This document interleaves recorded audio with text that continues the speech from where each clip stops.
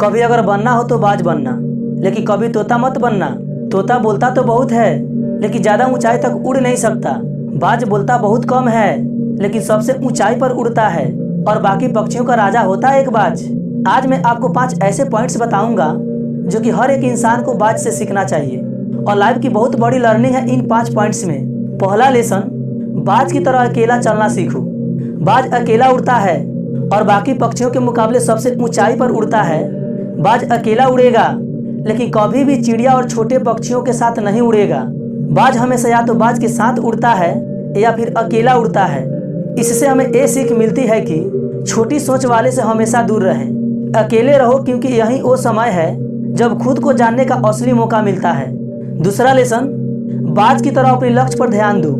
बाज का विजन बहुत ज़्यादा क्लियर होता है और बहुत ज़्यादा स्ट्रांग होता है।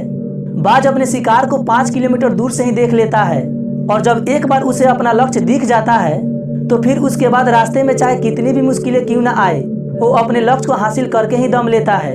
इससे भी एक बहुत बड़ी सीख मिलती है कि विजन क्लियर रखो और उसे हासिल करने में फिर चाहे कितनी भी मुश्किलें क्यों ना आए, पीछे मत हटो उस बाज की तरह। तीसरा लेसन, बाज कभी भी मरे हुए जानवरों को नहीं खाता, वह हमेशा जिंदा शिकार करता है। और इससे हमें ये सीख मिलती है कि ये जो हमारा पास्ट है वो मर चुका है, तो अपने उस मरे हुए थॉट्स पर ध्यान मत दो और अपने आने वाली ताजी फ्रेश जिंदगी में ध्यान लगाओ। अपने पास्ट की पुरानी यादें जो तुम्हें तंग करती है उन्हें वहीं रहने दो जहां उसकी जगह है, और तुम्हारे पास्ट की जगह में अपने में वर्तमान की जगह मत दो। क्योंकि अगर एक बार तुम्हारा पास्ट तुम्हारे प्रेजेंट में आ गया तो तुम्हारा पास्ट तुम्हें कभी तुम्हारे प्रेजेंट में नहीं रहने देगा।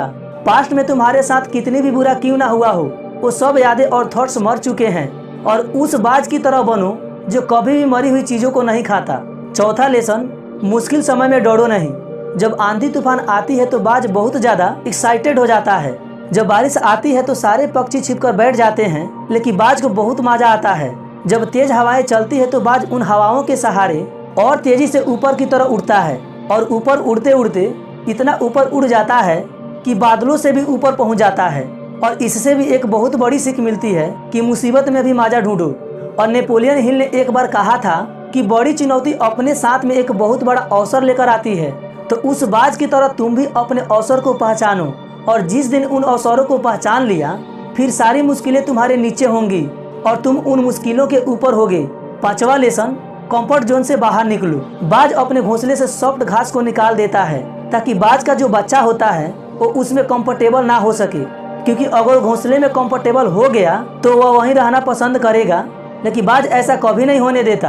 बाज एक पक्षी है और उसे भी एक बात पता है कि कंफर्ट जोन में कोई ग्रोथ नहीं होता है। लेकिन हम तो इंसान हैं ना, और इंसान होने के बावजूद कई सारे लोग इस बात को समझते ही नहीं हैं। आप जितना ज़्यादा कंफर्ट जोन में रहोगे, आपकी लाइफ आने वाली टाइम में उतना ही अनकंफर्टेबल हो जाएगी। दोस्तों, मुझे पूरी उम्मीद है कि बाज द्वारा बताए गए इन 5 लेसन से आपको कुछ ना कुछ सीखने को जरूर मिली होगी। कमेंट करके जरूर बताइएगा कि आपको कौन सी सीख सबसे ज़्यादा अच्छी लगी, और अपने दोस्तों के साथ शेयर जरूर करिएगा।